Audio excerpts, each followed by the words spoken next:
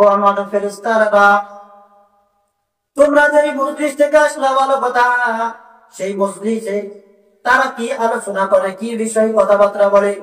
ফেরেশতারা বলেন আল্লাহ, ওই মজলিসের মধ্যে দেখলাম দুনিয়ার কোন কথাবার্তা বলে না, দুনিয়ার কোন চেয়ারম্যান মেম্বার, দুনিয়ার কোন প্রতিনিধিরা তারা কোনো কথা বলতেছে না।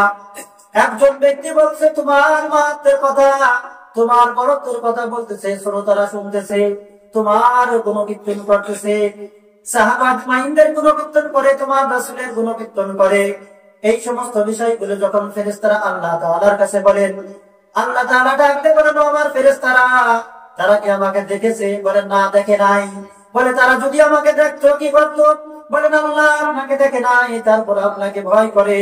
আল্লাহ তাআলা রাব্বুল আলামিন ডাকতে বলেন ও ফেরেশতারা, ওই বান্দারা আমাকে দেখে নাই, কিসের ভয় করে? বলেন আল্লাহ ওই সমস্ত মানুষেরা আপনার জাহান্নাম আছে, জাহান্নামের ভয় করে, আপনার জাহান্নাম থেকে পানা চাই। আল্লাহ তাআলা ডাকতে বলেন ফেরেশতারা রে, ওই বান্দারা কি আমার জাহান্নাম দেখেছে? তারা কি আমার ভয় দেখেছে? বলেন না আল্লাহ তোমার জাহান্নাম দেখে নাই, তবে তোমার হাবিব জনাব রাসূলুল্লাহ সাল্লাল্লাহু আলাইহি ওয়াসাল্লাম মুখ থেকে শুনেছে, তোমার ভয়ের কথা শুনেছে, এই জন্যই তোমার জাহান্নামকে ভয় করে। আল্লাহ তাআলা ডাকতে বলেন ফেরেশতারা রে, ওই বান্দারা যদি আমার জাহান্নামকে দেখতো তাহলে কেমন ভয় করতো? ফেরেশতারা বলেন আল্লাহ তোমার ফেরেশতারা যদি তোমার জাহান্নামকে দেখতো তাহলে আরো বেশি বেশি ভয় করতো। আল্লাহ রাব্বুল আলামিন ডাকতে বলেন ও ফেরেশতারা, আমাকে ভয় করে বুঝলাম, জাহান্নামকে ভয় করে বুঝলাম, তাহলে তারা কিসের আশা করে, কি বলে?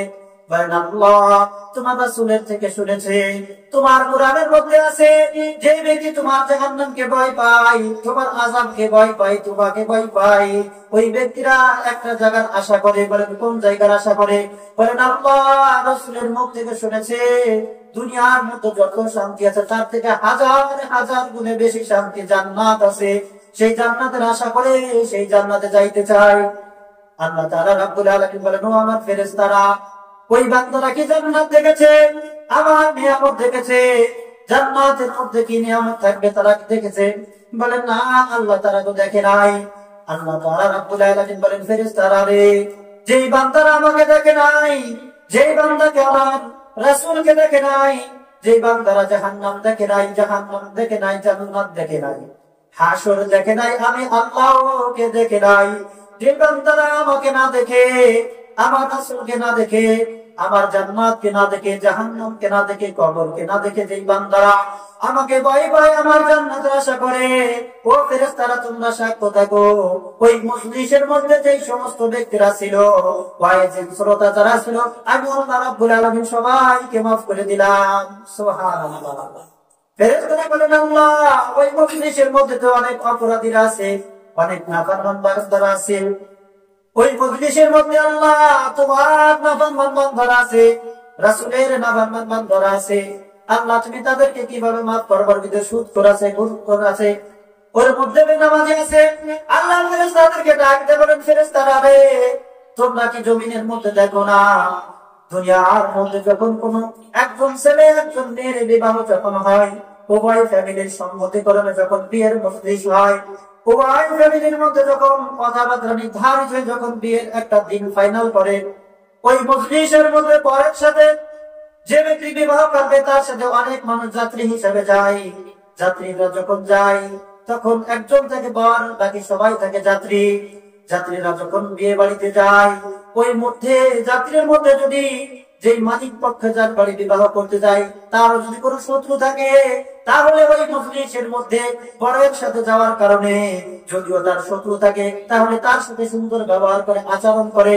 মালিক বলে ও ব্যক্তি আমার শত্রু আছে, ওই ব্যক্তির সাথে আমার ঝামেলা আছে, কিন্তু আজকে যেহেতু এই বরের সাথে ছেলের সাথে যেহেতু মেহমান হিসেবে আমার বাড়িতে আসছে, যদিও সে শত্রু হয়, যদিও আমার দুশমন হয়, আজকে আমার ছেলের খাতিরে, আমার কারণে আজকে যদি আমার শত্রু থাকে, আজকে আমি তাদেরকে সাধারণ ক্ষমা করে দিব, আজকে সবাইকে যে হারাতে খাবার দিব, আজকে সবার সাথে যেমন ব্যবহার করবো, যদিও আমার সে শত্রু হয়, যদিও আজকে আমার সে ব্যক্তি দুশ্মন হয়, আজকে তার সাথে কোনো শত্রুতা নাই, আজকে তার সাথে কোনো দুশ্মনী নাই, আজকে যে ছেলে যে জামাইয়ের সাথে আসছে তার খাতিরে আমি আজকে ওই ব্যক্তিকে ক্ষমা করে সাধারণ মানুষের সাথে মিলাইয়া আজকে তাকেও সেই ব্যবহার করব।